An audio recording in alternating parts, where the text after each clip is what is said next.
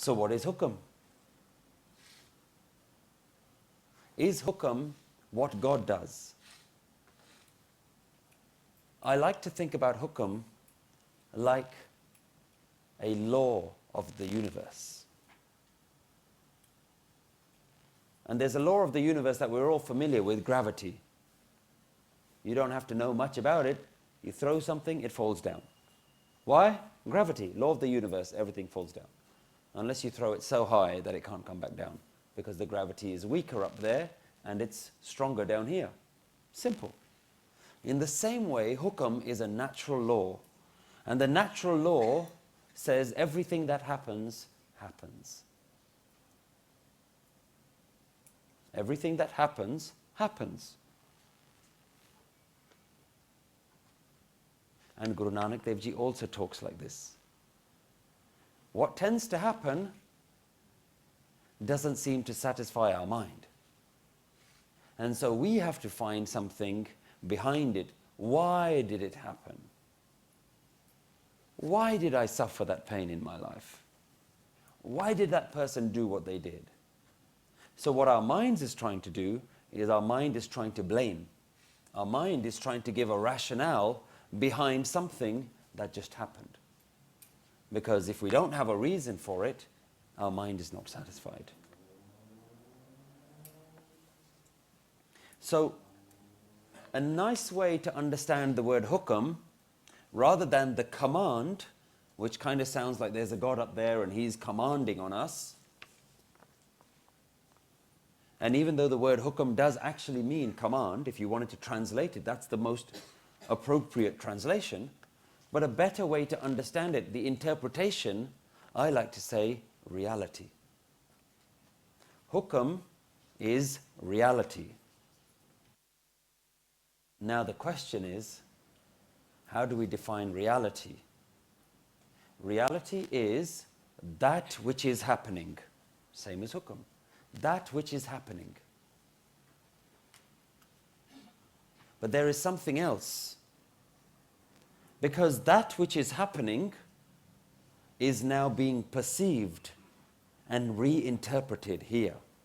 Everything that's happening right now in your world isn't just being accepted, it's being interpreted by the mind. So what is the mind doing? The mind is filtering reality and saying, I like this, I don't like this. Following me so far? I like this and I don't like this. What criteria does it use to determine what it likes and what it doesn't like? That's what we can call conditioning. Conditioning will tell you if something that is reality is acceptable to you or not. So for example, my conditioning tells me that this football team is better than this football team. My football team, the other football team. The reality says the other football team won. My conditioning says that's not acceptable. You start to see the difference? Reality is there was a football match and it just happened. Certain goals were scored this way, certain goals were scored that way. One team won and one team lost. But your mind will determine, how am I going to respond to that reality? And how you tend to respond to that reality is through emotion. I'm happy with that reality, or I'm sad with that reality. And what we then do is we blame the reality for our emotion. Somebody asks you, why are you sad? You said, because my football team lost. But that isn't the reason why you're sad. The reason why you're sad is because the mind has got a certain conditioning. The mind has decided how it wants to interpret reality. And the mind has then given you another thought that says bad. That's had a trigger effect down to the emotions. The emotions has given you a physical response to a thought. And the emotion is sadness. The blame should then lie with the mind, not with the reality. Your mind has decided that I have a different reality. I have a different version of events. This is how it should have gone. This is how it really went. You know what we call something that exists in your mind that doesn't exist in the real world?